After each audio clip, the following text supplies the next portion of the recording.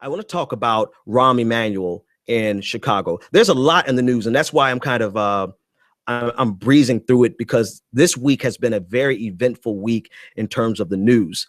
Rahm Emanuel, evidence is coming out confirming our suspicion about Rahm Emanuel's involvement in the cover-up of LaQuan McDonald's, or the suppression of the video, the dash cam video showing Chicago police officers essentially executing LaQuan McDonald. We had suspicions all along that this was the case, right? Matter of fact, when this first happened, when the video first came out, even before the video came out,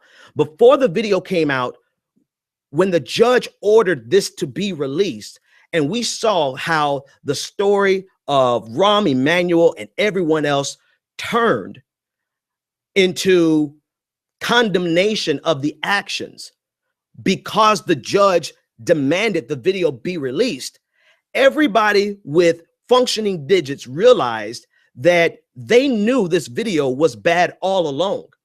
That's number one. Number two, when you realize that this incident would have hit the fan during the election that Rahm Emanuel just won, then you realize he had a motive. He had every intention, every reason to suppress this video. And now evidence is coming out confirming that that this is very possibly the case, that they covered it up for months, and that he had an active role in this. And yet he's still the mayor of Chicago.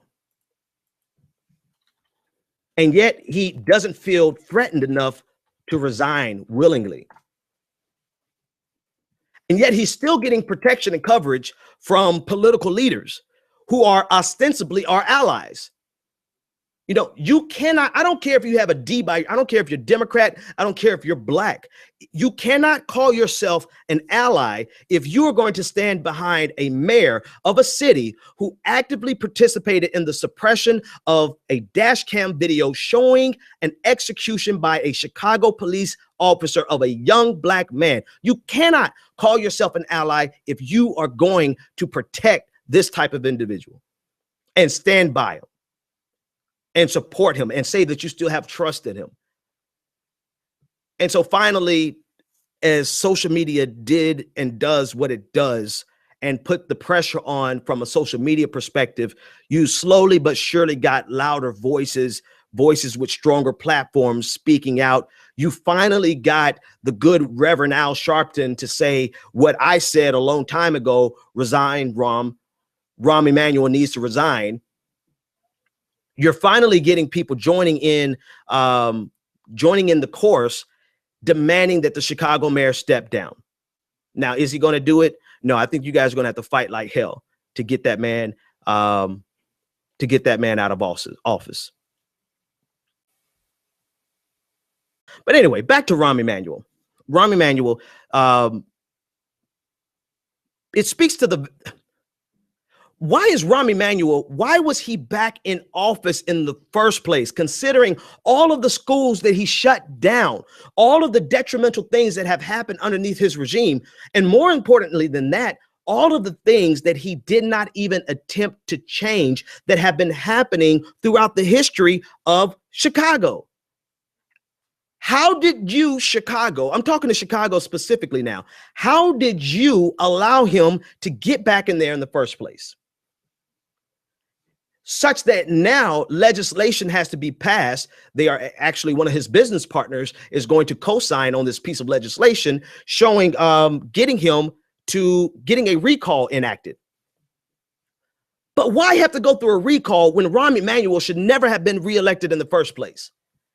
And so as proud as I am of Chicago shutting down the Magnificent Mile and all these wonderful young voices coming and speaking out, doing what they're doing in Chicago, where was all this energy when it was time to vote and you could have gotten rid of him in the first place?